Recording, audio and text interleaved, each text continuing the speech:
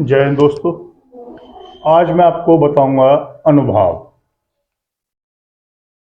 ये जो शब्द हैं ये रस की परिभाषा में प्रयुक्त शब्द हैं। रस की परिभाषा मैंने आपको बताई थी, विभाव अनुभाव व्यभिचारी संयोग दृश्य निष्पत्ति, अर्थात विभाव अनुभाव एवं व्यभिचारी भावों के संयोग के रस की निष्पत्ति होती है, ये बताया था मैंने आपको। तो हमने आपको विभाव बता दिए, विभाव के प्रकार बता दिए, स्थायी भाव बता दिया। अब उसके बाद बचा अनुभाव और संचारी अथवा व्यभिचारी भाव। तो आज मैं आपको बताऊंगा अनुभाव।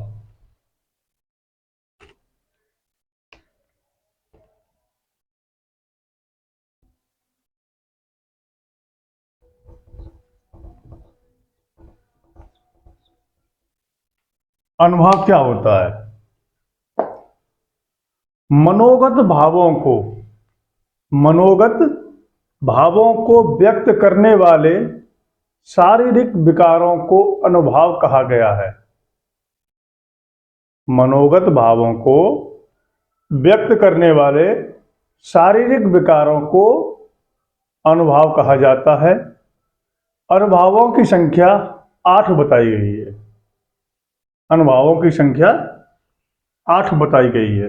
देखिए, मनोगत भावों को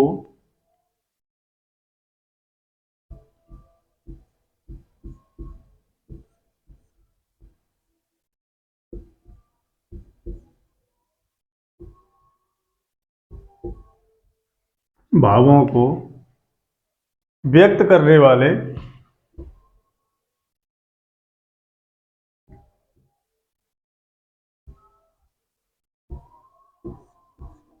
व्यक्त करने वाले शारीरिक विकारों को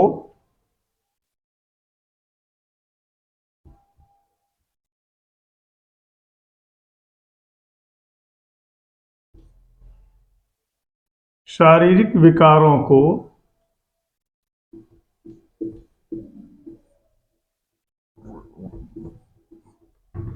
अनुभाव कहा जाता है।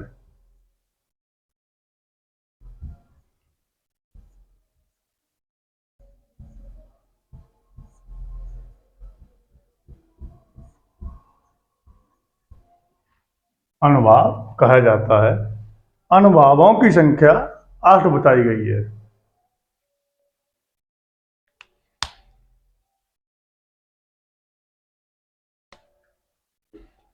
अनुभावों की संख्या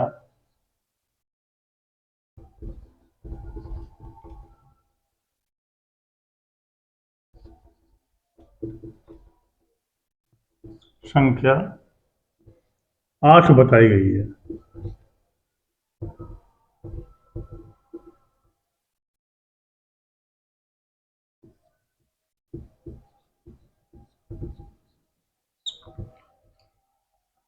नंबर 1 क्या है? स्तंभ।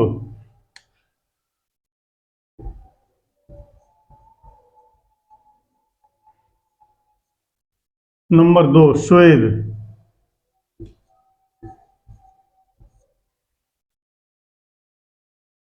नंबर 3 रोमांच। रोमांच। नंबर 4 है स्वरभंग।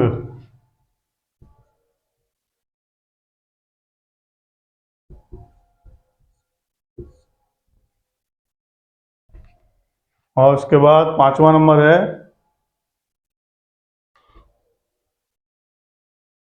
कंप। 6वां है विवरता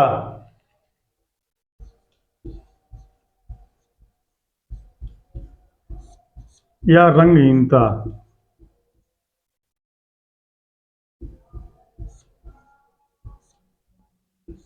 7 नंबर है अश्रु।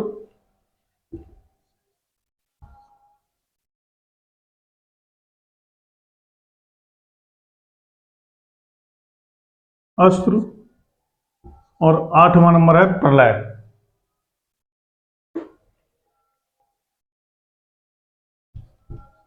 प्रलय, प्रलय का मतलब है संज्ञाहीनता।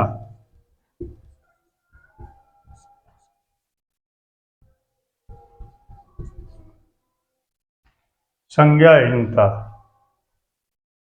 अब इसके बाद नेक्स्ट है हमारा संचारी भाव अथवा व्यवचारी भाव। संचारी भाव अथवा व्यवचारी भाव।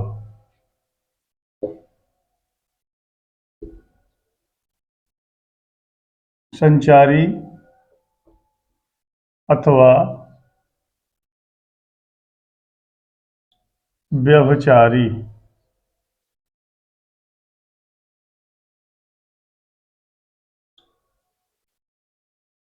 भाव।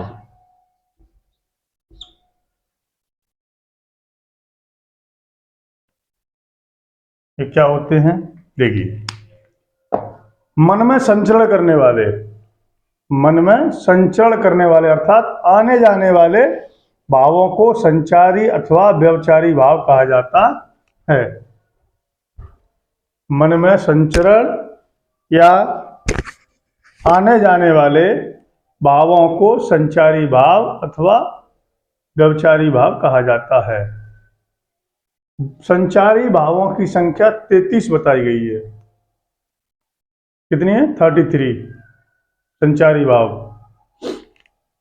वो मैं आपको बताऊंगा, पहले आप ये लिख लें। मन में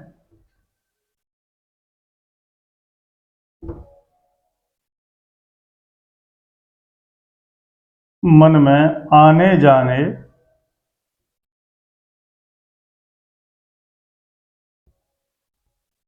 वाले,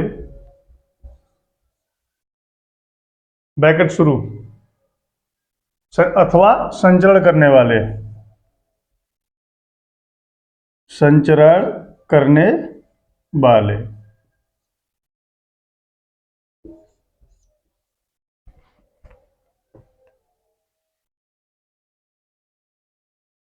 भावों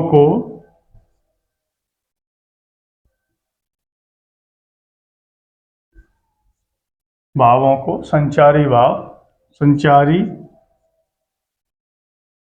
अथवा व्यभिचारी भाव कहते हैं।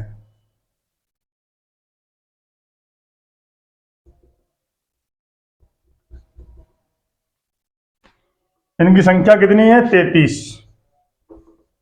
33 संख्या इनकी। डॉक्यूमेंट्स